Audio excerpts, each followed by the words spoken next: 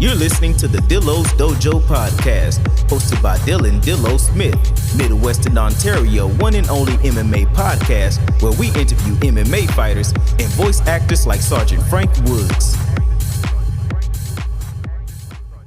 What is up, everybody? It is Dillo, and welcome to another episode of the Dillo's Dojo podcast. This is episode 49. Yeah, 49 episodes. We are that much closer to episode 50. And I gotta say, we got a decent episode this week. Obviously, I've been talking about it for, the past fucking month or so now. That I was going to my first live MMA event. And I said I was going to vlog it. I didn't, because there was just so much going on. First of all, I forgot to charge my phone before we even went there, so vlogging wasn't even an option. My phone would have died before the event even ended. And secondly, I genuinely think now, after the night is over, it's the next day and everything, that even if I charged my phone fully, I think with all the chaos and excitement that was happening, I would have forgotten to vlog anyway. I took pictures. I took a bunch of pictures, but I literally did not vlog a single fucking thing because there was just so much excitement around, and it was awesome. I want to talk about that. I usually never go straight into regional MMA unless, there's no UFC in a week, but, I have to talk about this card. It was for charity. It was awesome. Nothing but great fights on the card. And then the actual performances of the fighters was exciting, just incredible. We had dudes making their debuts look incredible. We had dudes that, have some of the shittier records look incredible. Just absolute incredible displays of athleticism. 8 of the 10 cards, or not 10 cards, fuck off. 8 of the 10 fights. 8 of the 10 fights went to finishes. They were either TKOs, KOs, or submissions. There was 2 submissions, 2 TKOs, and 3 KOs, like actual knockouts, and then only 2 decisions. But it was an incredible card. It honestly, I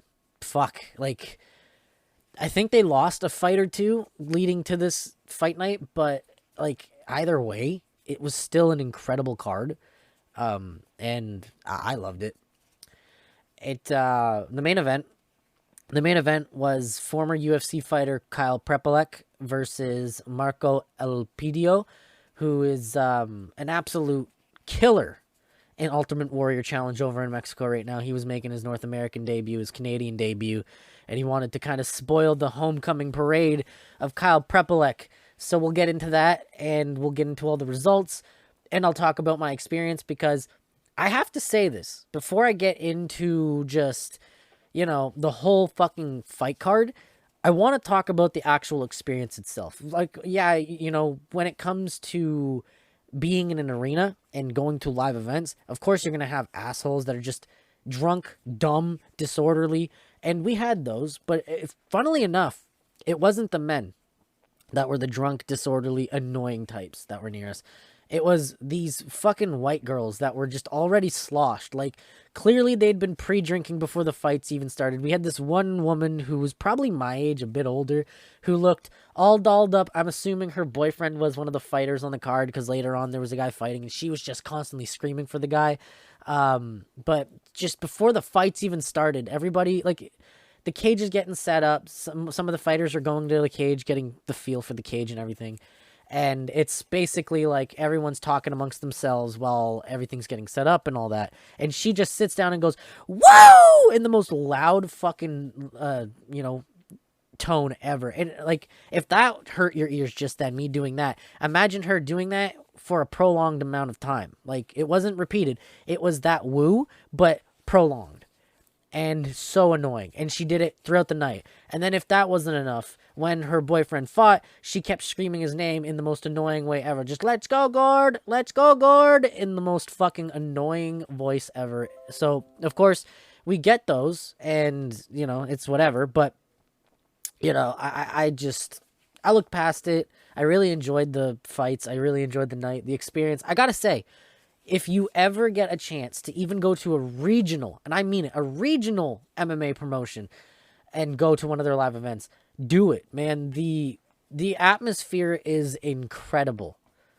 Like, just for a small venue, we were in Budweiser Gardens in London, which has over 10,000 seats, and I only think like maybe 1,200 to 2,000, 2,500 maybe at most filled the seats and the lower half. Like the area where the ice usually would be, because it's a hockey arena, was filled with chairs and tables of, actual people who paid the bigger money ticket for charity to actually have their dinners and stuff. So they were all there, and that was completely filled to the brim. And then the bull seats later into the night, like as the fights were really starting and getting into it, it was like they were full. They were basically full. Like I saw quite a few empty seats, but there were more full seats than empty seats. And like every fight in I mean this, these are regional fighters. You would think they don't really have many fans, not many people know them, but London showed up last night. London showed why a lot of people say they're the fight capital of Canada, other than obviously Quebec, and it shows. Holy fuck, the atmosphere was incredible. For some of these smaller fighters, they had standing ovations. Like, the fucking crowd was nearly deafening. And it was like I said, maybe 2,500 people at most. At most. I'm pretty sure she said at one point there was maybe 650 people in the bull seats. So maybe not even close to that. Maybe I want to say 1,200 people were in the audience, and that shit was deafening. There was screams every time a finish happened, every time a fighter was awarded a decision that they liked. The crowd was deafening. Holy fuck. But how were the fights? Should we get into them? Yeah, fuck yeah, let's talk about those fights. We're going to start off with the first fight of the night, which was Matt Hovorka going up against Josh Martinek. And this one ended real fast. It was a featherweight bout between Matt Hovorka, who's 1-3, and then Josh Martinek, who's 0-1. Both guys just trying to get their momentum going, and holy fuck, it ended quick. It was a scramble fest from the start. They clinched up, were landing punches against the cage, and they got to the ground, and it was just a complete scramble fest. And then next thing you know, Josh Martinek fucking just quickly gets the belly down armbar and forces the tap immediately. It was quick. It was incredible. And then, like, that wasn't enough, man. It was just, all of a sudden we have another fight where, same thing, quick submission. I believe it was a lightweight bout or a light heavyweight bout or something like that. Or maybe it was it was a lightweight bout, I believe. And this Patrick McInnes guy, just David Dawson making his pro debut. Then this Patrick McInnes guy lands some strikes on the feet with him for a little bit, and then gets to the ground. And on the ground, it's, again, a scramble fest. But next thing you know, he gets his back, he slaps in the rear naked choke, flattens him out, and finally squeezes and forces the tap.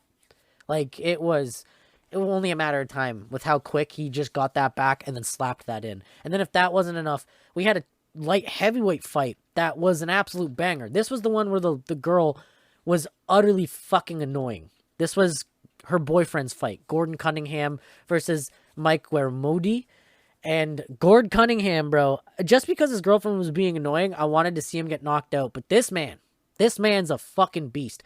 His opponent, Mike Wermody, came out just swinging, man, just throwing bombs. So he was like, all right, we're playing this game. I'll do the same. So he did the same. He was backing up, throwing heavy shots, just back and forth, these guys. Then it gets to a clinch because Mike has him hurt, so they tie up against the cage. He reverses it. Gord starts going for that takedown, starts really driving for it. Eventually he gets it, and that's where it's clear. That's the game plan for Gord. That's where his strength is. So they get to the ground. Well, more so, Mike kind of allows him in guard. As Gord's trying to get the takedown, instead of defending it, Mike pulls guard. And Gord just starts throwing down these fucking shots and landing on Mike. So Mike has to get out of there fast, but he's just like not even dealing with it. It was brutal. The first round was brutal. You thought it would have been stopped then, but then the bell rings. They go back to their corners. Mike Wermody looks fucking exhausted going back, but Gord's standing up. He's looking fucking fresh as ever, man. Like, looking really fresh. Comes back out, same thing. They're throwing bombs. Mike comes out a little bit more aggressive this time. He's got Gordon hurt against the cage again. Gordon ties up with him again. Next thing you know, same thing happens. Gord goes for that takedown. Mike, instead of defending it, tries to pull guard. This time, Mike got close to pulling up some fucking submissions, some arm bars and shit. But Gord adjusted very accordingly, got top mount, and just started throwing down bombs again. And then this was a part, like, I'm pretty sure, like, I had the old couple in front of me fucking, like, scared. I was pissed. The ref let this go on for too long. Mike Gormody was just turtling up, eating shots. Like, I'm telling you, he was not intelligently defending himself. His arms weren't in the way. A lot of the shots that, a lot of people were thinking he was defending, no. He was eating those shots. They were getting through clean. They were hurting him. He was literally just turtling up and moving back and forth, not, getting out of the way of these shots. He was literally just eating unnecessary shots. It took a while for the ref to stop the fight. I was screaming, like, what the fuck's going on? Like, stop the fight. Stop the fight. He's not defending himself. Finally, he stops the fight. And Gord Cunningham wins by TKO in the second round. It was awesome. Then we move to not a featured bout because it was still on the prelims, but still a fight that had a lot of hype behind it. So before I get into this fight, this charity, Showdown in the Downtown, was started 14 years ago by a man named Faisal Rahman. And he is a doctor here in London who works all over LHSC, so all of the hospitals in London. But his specialty is he deals with patients with liver disease. So he helps with dialysis, diagnoses that stuff. He's an expert in that field. So 14 years ago, because he also trains extensively in Brazilian Jiu-Jitsu and Muay Thai and all that. He loves mixed martial arts. He loves combat sports. He started a charity where they would do combat sports events for charity. You buy tickets, the proceeds go to charity. They do the whole charity shebang where there's a dinner, there's a silent auction and everything. And then you get fights, and, people who just want to show up and watch the fights can get the lower price ticket, and that still goes to charity. So he's been doing this for 14 years. He finally decided to step into the cage last night against another older man who was also making his pro debut in Jamie Ingram. So Faisal Rahman, for the record, is 51. Jamie Ingram, 42. Holy fuck. For two old guys. I have to say, man, it was quick. It was a very quick fight. Faisal Rahman, though, did incredible. On the feet, landed some good jabs, was doing really good with his movement, landed some good shots on the feet. On the ground, he defended intelligently, but Jamie Ingram just, for a 42-year-old, man, incredibly athletic, completely dominated Faisal. His transitions on the ground were quick, very explosive. He got mount and just landed down shots and elbows and forced the TKO. It was unfortunate, but, it was brutal for Faisal, but regardless, I have to say it was incredible that both these guys at their ages stepped in there and they looked great, But final fight of the night, final fight of the prelims was a person that I like personally because I've trained with him a little bit. And stuff like that. Gino Galapardaz. Yes. Gino versus Matt Dawson was a prelim fight, but had a lot of hype behind it too, because Gino had been talking a lot of shit and is just well known for his shit talking here in Canadian MMA circles. Matt Dawson wanted this fight, specifically asked for this fight. I think this was supposed to happen at the other BTC card that got canceled. So, it fell through, but Prospect was like, let's fucking make it happen anyway. So this happened. It was an incredible fight. Gino in the first round comes out, throwing, swinging, gets to the ground because, he's standing with the guy. And his big thing is submissions. He loves ground game. So, Gino was standing with the guy trying to close the distance. He eventually ties him up, gets him to the ground. It's all Gino in the first round. He's just landing shots on the ground, transitioning beautifully, eventually gets his back and, threatens a bunch of rear naked chokes. Second round, though, Matt Dawson kind of, gets the same thing, gets the same treatment a little bit, but halfway through the round, has enough of it and finds a little bit of an escape. starts throwing him around, basically starts, tossing him around like he's nothing, and fucking in my opinion, won the round. Third round though, Gino, even though he's tired, he's exhausted, he's been grappling his ass off, digs deep, does it again, closes that distance, ties him up. The two of them get to the ground. Actually, this time it was Dawson that tried to land the takedown, and he did, but Gino, incredibly, just transitions, completely fucking explodes into a back take, takes his back, gets that triangle, like that body triangle, and just starts threatening submissions over and over and over for the rest of the fight, and ends up getting himself a 29-28 unanimous decision. It was a great fight by Gino. He really dug deep against a guy in Matt Dawson who's a gamer and was looking for a win streak, looking to get back in that win column. And Gino, after I believe losing his last fight or whatever, just wanted to kind of, or I believe he was trying to get into a win streak. He wanted that win, and he showed it. It was incredible. I had to, there's nothing else to say. It was an incredible performance. It was masterful, a great grappling fest. But that wasn't it. We go to the main card now. First fight of the main card is a middleweight bout between Chris Lee Byrne and James Foster. And my God, man, these guys just stood and banged the whole time. There was like a little bit of a grappling affair against the cage and stuff, but a lot of it took place on the feet where they were just trading punches, man. But it was so clear. It was so clear that James Foster came in just that much more inspired, that much more, fresh, and was landing body shots that started to slowly, lean and just kind of wear down Chris Lee Byrne. And then in the second round, as they're in a little bit of a striking exchange in the middle of the fucking cage, Chris Lee Byrne tries to back up. James Foster, in the middle of that striking exchange, throws a spinning back fist, and it lands. It lands on Chris Lee Byrne and flatlines him, like starfishes him. He is out cold. He was out for like a good 2 minutes almost out in that canvas. It was a brutal knockout, a brutal spinning back fist that just put the lights out of Chris Lee Byrne. And if that wasn't enough for your taste of knockouts on the main card, the next fight, Michael Imparato, one of the best bantamweights in Canada outside of the UFC, versus Edward Walls, who is very well known in his circles for just coming in and trying to fight the hometown fighter. Sometimes, he kind of spoils the show. Sometimes he's just fed to the hometown fighter. A lot of people thought this was a feeding and that Imparato was just going to get the submission and it was going to be easy.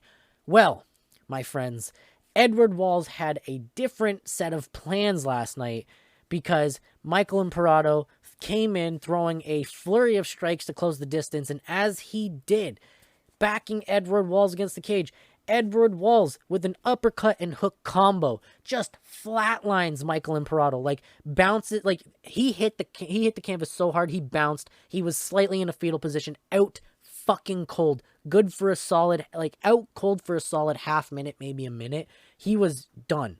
Edward Walls landed a fucking beautiful knockout as Imparato was coming in. Incredible counter strikes. My God, man. It was a beautiful knockout. Now, the fight card couldn't be all that exciting. We've had nothing but exciting fights this whole far, but we were in the co-main event at this point. We had 10-5 Jesse Gross from Canada versus Nathan Williams from America, 13-9, and a 155-pound fight, a lightweight bout. And a lot of people were expecting Jesse Gross to win in his hometown return, but Nathan Williams digging deep with that athleticism and showing that his grappling is superior and that he is just an all-around better athlete. Just start to finish, grapples and dominates Jesse Gross.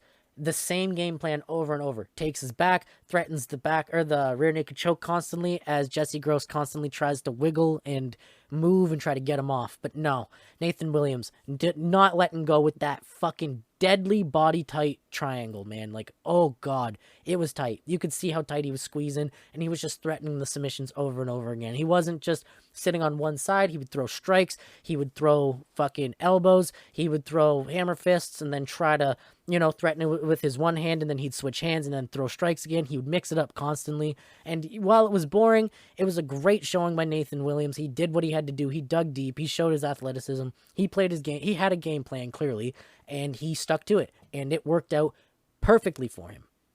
So we got a boring, unanimous decision. Nathan Williams spoils the hometown hero and Jesse Gross in the co-main event. And we thought that would have been it for the hometown heroes being spoiled. No. We had the main event of the evening. UFC veteran Kyle Prepolek and UWC Ultimate Warrior Challenge standout Marco Elpidio going up against each other in a 5-round lightweight bout where Prepolek, with the absolute speed of a fucking, just like a fucking stock car, just it's lightning fast with these kicks. He was landing them all night, but all it took was one to put Elpidio's lights out and follow-up punches to just end up putting a beautiful stamp on the night. It was a brutal head kick, a brutal way to end the night, an incredible way to end the night. And that, my friends, even though it was a long one, concludes my experience with my first MMA event. We had nothing but unknown dudes other than maybe Prepolek and Parado and Elpidio, but they all showed out. They all showed up. It was incredible. Oh my God, I am so grateful for me doing what I did. I'm so grateful for me buying the tickets and me taking the opportunity to go to this event. So before we get into the UFC 280 talk, I'll try to speed through it because I've rambled on for too long and this might end up being a longer episode. But before I go into that and we go into our message from our sponsor, Dubby, I just want to leave it at this. If you ever find yourself in a situation where you have an opportunity to go to a live event, whether it be a UFC event or a actual regional MMA scene event, do it. The atmosphere is incredible. And even though there are boring fights on TV, there is not a single actual boring fight in person. The atmosphere just doesn't allow for it. But anyway, with that being said, that is my experience with my first actual live MMA event.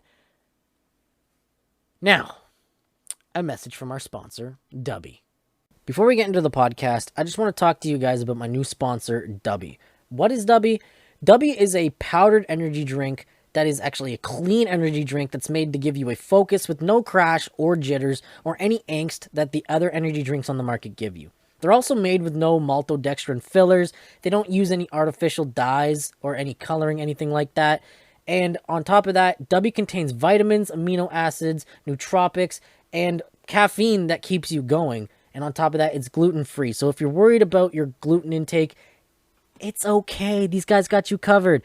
And if you're worried about it coming out of a facility that's not FDA approved or FDA inspected, these guys, they're doing it legit. Their product's made in an FDA inspected facility and their product is FDA approved.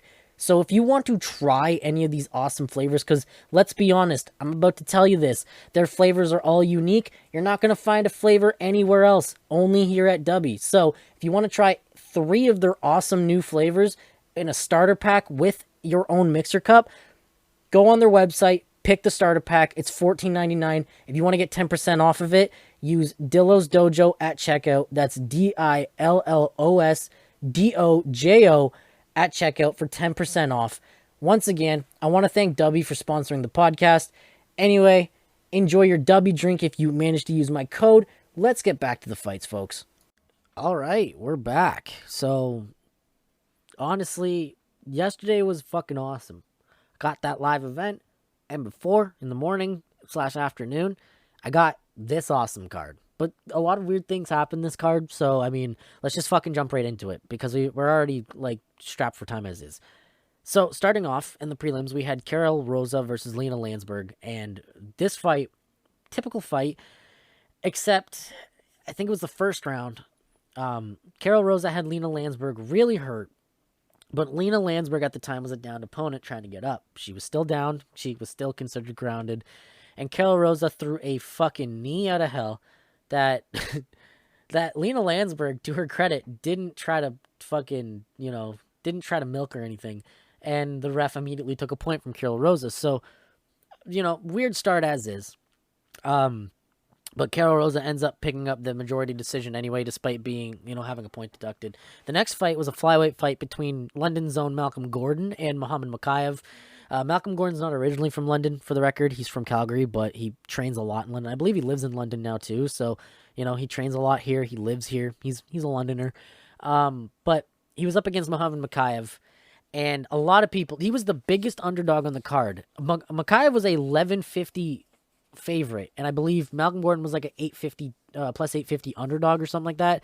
And my God, Malcolm Gordon basically looked at that, spit on it, and said, "Fuck you guys, I'm gonna prove to you why I'm not that."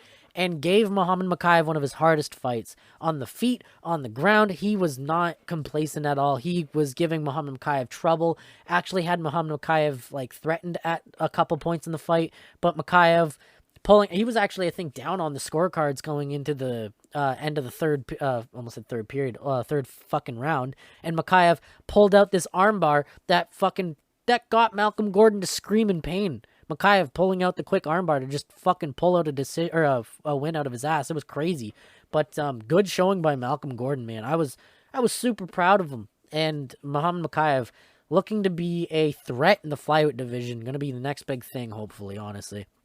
The next fight was a middleweight fight between Armen Petrosyan. Nothing really to say here other than Armen Petrosyan had a very easy fight because for some reason AJ Dobson was not using his wrestling whatsoever. I don't know why.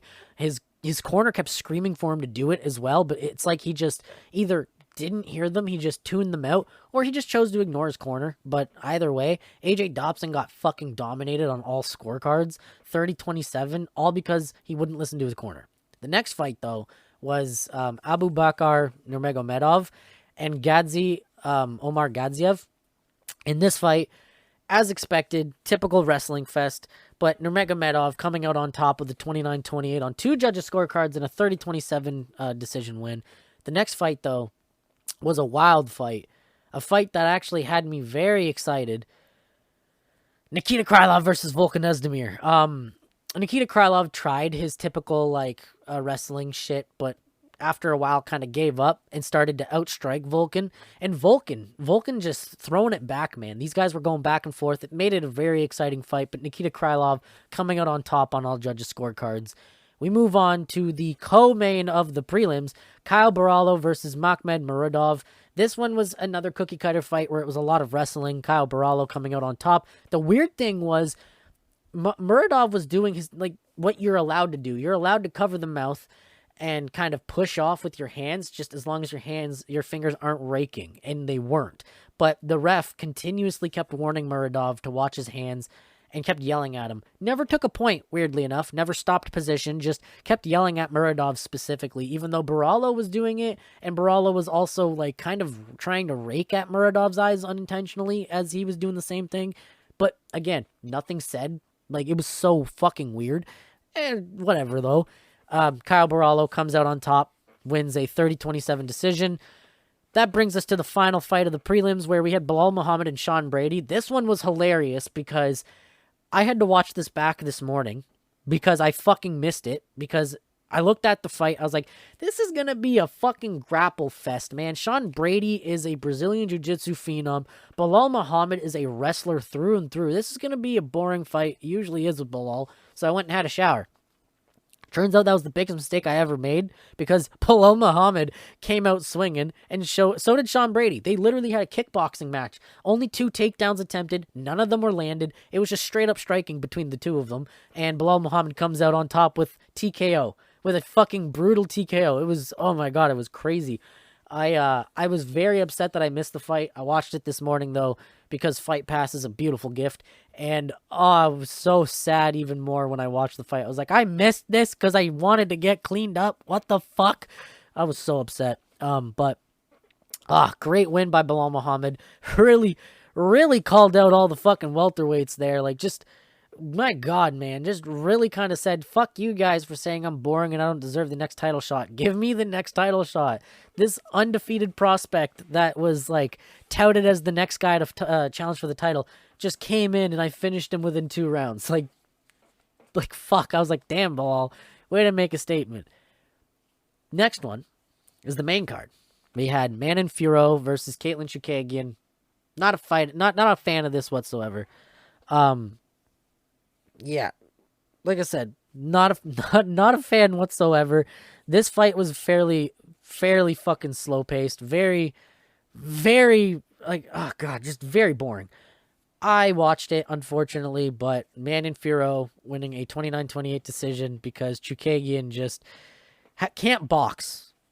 I don't want to say this. I don't want to be one of those, like, I'm an internet tough guy. But I'm sure she could grapple the fuck out of me and submit me like it's nothing. But after seeing just how Caitlin Chukagian boxes, I'm thoroughly convinced I can outbox Caitlin Chukagian. Like, that just...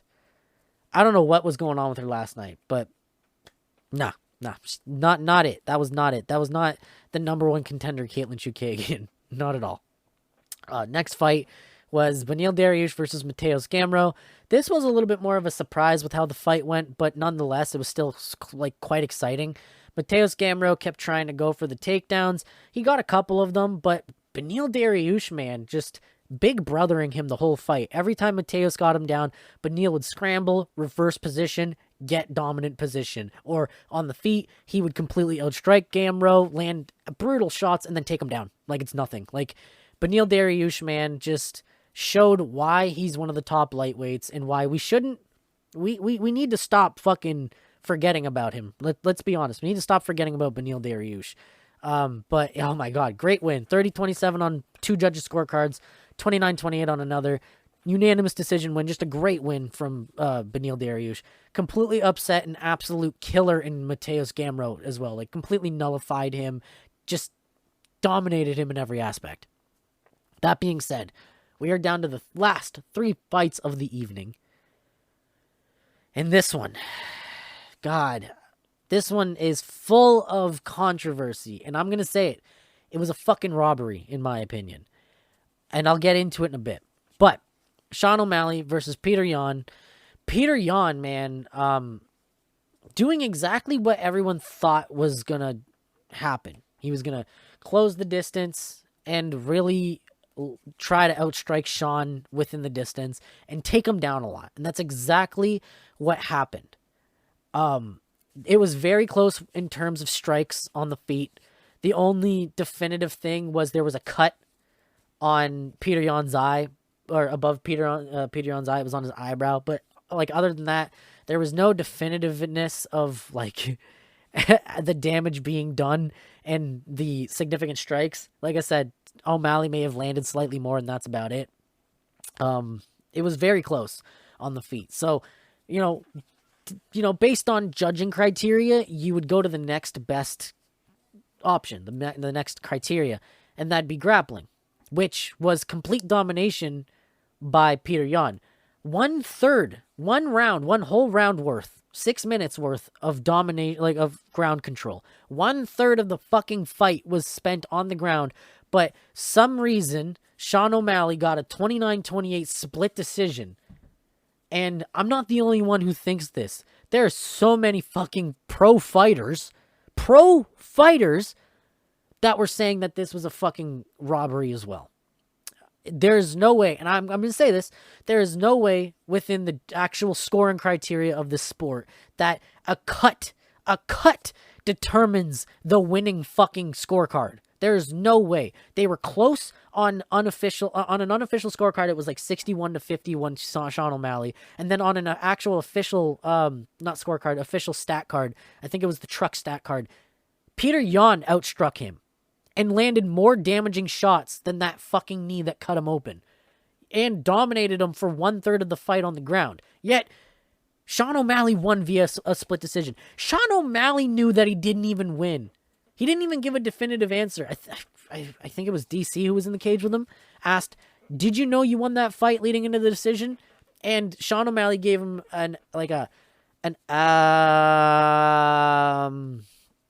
I'm just happy with my or I'm happy I got the win. Like, basically, it was literally a no, no, I didn't win. I know I didn't win. I'm happy I got the judge's nod, but I didn't win.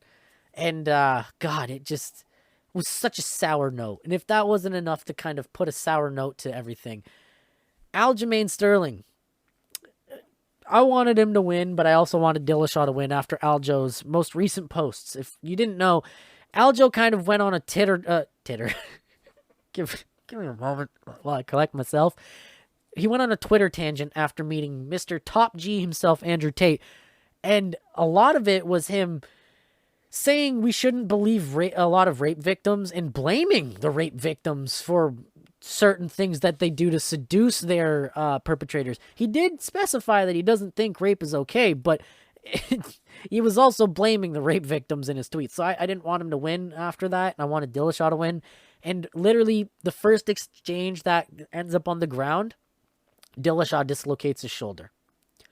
And kudos to Dillashaw, man. He tried to fight through it the whole time. Like, he fought through it very well the first round. He was obviously dominated, but he was moving incredibly well and scrambling enough where he wasn't in any immediate danger.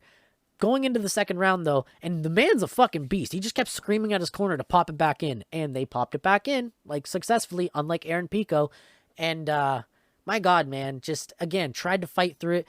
Was standing with Aljo, throwing the right hand, because I think it was his left shoulder that was dislocated. So he was just throwing the right hand and actually landed good on Aljo once, but obviously Aljo is the human backpack, took him to the ground, and started landing punches from back mount and forced the tap because he just couldn't defend himself anymore. There was nothing TJ could do. TJ was one-armed, and he did a great job for being one-armed, but Aljo just won the fight by punches. He retains his fucking bantamweight championship. I'm not too happy about it because, you know, TJ clearly wasn't healthy. TJ even said in the interview after, like, in the octagon, he's like, I dislocated my shoulder back in April and just kind of tried to hide it because I didn't want to hold up the division anymore. I wanted this fight. So basically, since April, he'd been training and fighting through a dislocated shoulder injury that just never healed. And kudos to him, dude. Like, stupid. Don't get me wrong. It's fucking stupid, but kudos to him. Like, that's a warrior's mindset. That's a fucking warrior mentality, man. But, yeah, Aljo wins the bantamweight title via second round TKO. And then that leaves us with the main event of the evening, which we almost didn't have another lightweight championship given who won. I mean, if you follow the circle by now, you know who won. Islam Makhachev versus Charles Oliveira for the vacant lightweight title. Great start to the first round. Charles Oliveira landing some good shots, but Islam showing that he actually can stand and bang, basically telling everybody, y'all must have forgot that I actually have great striking as well, and was really going toe-to-toe with Charles Oliveira on the feet until he decided to be Mr. Human Backpack, and then that was it. Charles Oliveira tried his guard tricks, got close a couple times with like an armbar and shit, but Makhachev was like, nah, that's child's play. I'm getting out of that. And then started landing some heavy shots. Eventually, just wearing down Charles Oliveira as Oliveira tried to land more submissions and try to get out of that position. Going into the second round, I didn't expect this to happen. Charles Oliveira standing with him, doing a good job, but he's clearly exhausted. He's clearly worn out from all the grappling and wrestling that he's been doing with Makhachev thus far. It's only the second round, too. Makhachev lands a fucking right hand that drops Charles Oliveira, and then he immediately goes in Charles Oliveira's guard and squeezes an arm triangle choke that forces a tap. Islam Makhachev is your new UFC lightweight champion. Another notch in the Khabib dynasty, as basically his brother and his training partner and protege, Islam Makhachev, wins the lightweight title. And honestly, with that performance, I genuinely believe that Makhachev will be the lightweight title holder for a while, unless he decides to retire the same way Khabib did. But it was a great performance by Makhachev. Great performance by Oliveira, but he just looked exhausted after that first round. It's like Makhachev's wrestling just wears you down, like takes a lot out of you. But great performance by Islam Makhachev. Congratulations. And honestly, it was a great fight night despite some of the wacky shit that happened. But it was a great card. Really delivered. But honestly, I think it could have delivered better. Next week, we have Kattar versus Allen. We have fucking Calvin Kattar versus Arnold Allen. Arnold Allen is back. He's not doing Tesco meal deals anymore. He's back. This card looking meh, but you know what? I'm all for it because the main event's going to be awesome. We have Max Griffin versus Tim Means in the co-main event. Jared Vandera versus Waldo Cortez Acosta in the featured bout. Then we have Josh Fremd and fucking Trayshawn Gore. They're giving Gore another chance, even though, he's just kind of... I don't know, man. I think he needs to go back into the regionals to develop more. But opening up the card is Dustin Jacoby and Khalil Roundtree Jr., which I think should be the featured bout before the co-main and the main, because that's fucking amazing. And another fight that's headlining the prelims, I think that should be on the main card, Phil Hawes versus Roman Dolidze. Another fight that should be on the main card on the prelims as well is Andrei Arlovsky versus Marcos Rogero de Lima. And then we have Park Jun-young versus Joseph Holmes. Everybody knows Joe Holmes as the guy with that awesome fucking handlebar mustache, the villain stash. I love Joe Holmes. We on this podcast love Joe Holmes for his mustache and his performances in LFA. So obviously we love Joe Holmes around here. I'm excited for that fight. And then we have a featherweight bout between Chase Hooper, one of my favorite featherweights because he's just a down-to-earth dude. He's literally my generation. Chase Hooper versus Steve Garcia. That's going to be a huge fight. Then we have Clayton Rodriguez versus Cody Durden and Christian Rodriguez versus Garnet Armfield to open up the card. Gonna be a decent fight night. I can't wait to cover it. I'm really excited for that main event, though. Arnold Allen is a all-around just great mixed martial artist. Always brings the fight. And Calvin Kattar. Calvin Kattar's a fucking dog, man. Like, he is a fucking dog that just loves to strike and is dangerous. So, honestly, I'm excited for it. Anyway, that's it for this podcast. That's it for the fight nights. I hope you guys have an incredible rest of your week. And honestly, can't wait for next weekend. I'll see you guys in the next episode. Peace out, guys. You've been listening to the Dillo's Dojo podcast. Keep in touch with Dillo on his social media at Dillo Ross on Twitter and Dillo Ross on Instagram.